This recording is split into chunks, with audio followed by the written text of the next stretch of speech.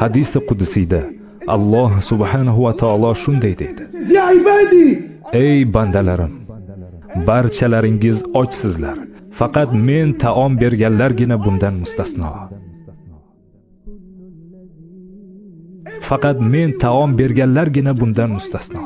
Sen esa bugun ovqat sotib olib, men o'zimni to'ydiryapman deb o'ylayapsanmi? Adashasan. Alloh seni rizqlantirdi. Odamlar ovqatga qarab o'zlaricha kibrlanadi. Men uni yemayman, buni yemayman, men parhezdaman. Faqat Alloh senga yegulik beradi.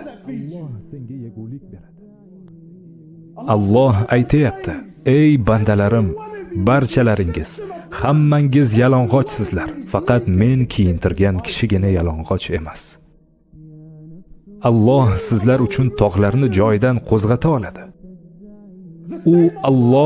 U Muso alayhissalom qarshisida dengizni ikkiga bo'lgan Allohdir. U Muhammad sallallohu alayhi va sallam uchun oyni ikkiga bo'lgan Allohdir.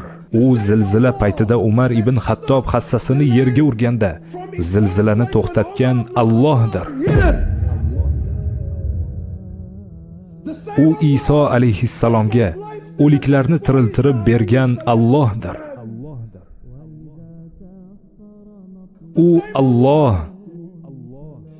u Nil daryosining oqimini to'g'irlagan Allohdir. Shuningdek, duo ila murojaat qilganingda seni qarshi oluvchi Allohdir.